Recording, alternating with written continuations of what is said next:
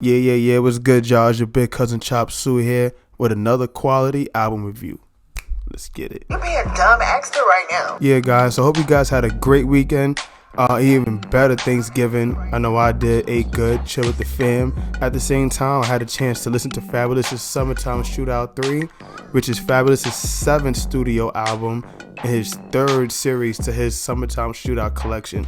And I want to give you guys a review on it. So yeah, guys, before I get into this review, I want to kind of speak a little bit about Fab. So we all remember when Fab was in the media heavy, you know, in terms of his possible allegations of infidelity between him and his wife, Emily. It was pretty bad for Fabolous at one point in time, you know, even so bad when Fab had to take it to his Instagram live. Trying to sabotage shit from... This ain't even my thing. Like, I don't even go live and do this shit, but I got to. This for my family. Like, this is for the woman I love, and I gotta do it. Album since 2014, which was the Young OG project. So hearing Fab come out with the Summertime Shootout 3, which was really supposed to be a mixtape series, but he was able to make it into an album. Right now I'm starting to see a lot of artists doing this new trend of making their mixtape series, bringing it into an album. You know, we've seen Tory Lanez do that. Yeah, pretty much with him coming out with this album, I think a lot of people were highly anticipating it. And, you know, I was just curious to see what Fab had to bring, what Fab had to talk about. So yeah, this album was about, what, 16 songs? A little lengthy for me. Honestly, I got spoiled with this whole new era where 6-song albums is like, you know, the new standard. But for me, 12 songs, max 13, you got my whole attention. But it's Fab, so I gave him the benefit of the doubt for those last 3, right? So, heard the whole album, but prior to the album, I thought maybe possibly because Fab been through so much, I thought maybe he'll make songs that were relatable to his situation a little bit. More songs about, maybe not talking about his situation, you know, directly, but just something more so that where people can kind of feel like, okay, I've been through that. So yeah, in terms of his lyrics, I mean, you know, we all know Fab. Fab is super creative, lyrical. I don't know, I had no issue with his lyrics. I mean, obviously Fab is super duper dope with that.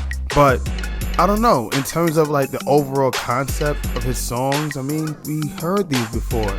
I'm telling you guys, we've heard all of these songs before from Fab, you know what I mean? So to me, honestly, I don't know, there was no real like separation from what he used to do to now, and I think that was like my primary issue with this project, you know. So in terms of his production was dope. You know, Fab always kind of brings, you know, decently good, you know, production to his albums, but I don't know, it's Fab, right? You know, wouldn't you expect Fab to give us a little bit more? You know, I want to hear Fab on songs with, you know, Pharrell again, you know, on a song with Just Blaze again, or, you know, I don't know, somebody big time. I mean, Hitmaker is on his album heavy as well, and Hitmaker is probably the best producer out right now.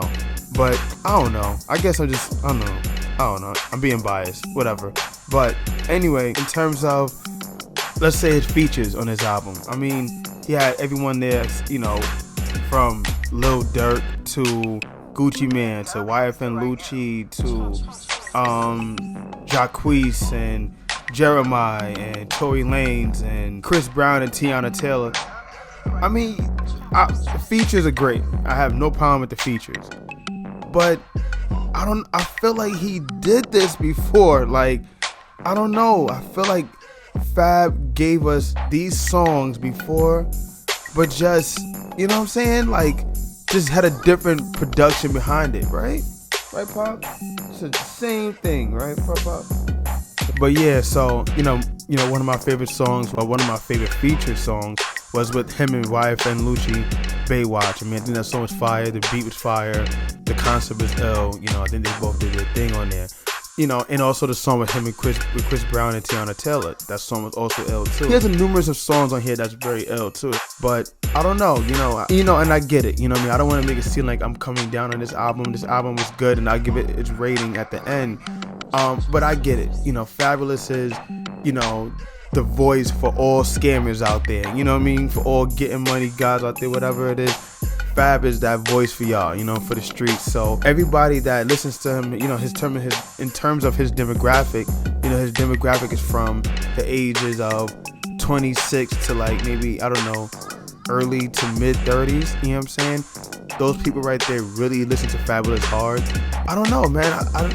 I wanted something a little bit more from Fab, you know, because I understand this is your demographic and you guys, you know, he has a ceiling, you know, the ceiling is his demographic I guess at this point in time, and I guess he's just catering to that, so he's hitting his ceiling. I guess people that love Fab, they're okay with it, but if you're a lover of music and you love Fab as well, you're like, yo, I want a little bit more. Like, I don't want his albums to be so predictable that I know when he comes out with it, I kind of know what to expect from it. I don't want that. I want Fab to surprise me, you know, make me feel like, I don't know, damn, I didn't even think he was gonna go that route, you know, with it, you know what I'm saying? So, you know, I don't want to seem like I'm being too critical on the album itself, although this is an album review. I think I'm being more critical on Fab.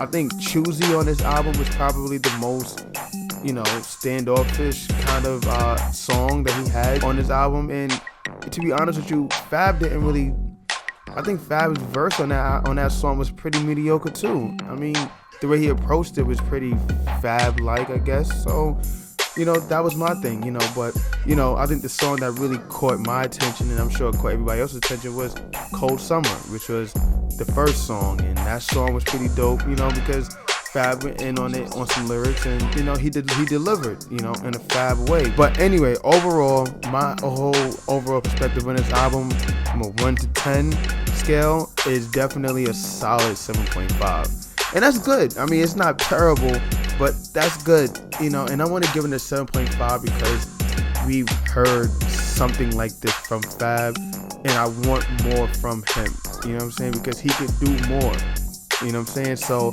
7.5 is my overall judgment on it. Maybe you guys have a better judgment on it. Maybe you guys want to talk about it more.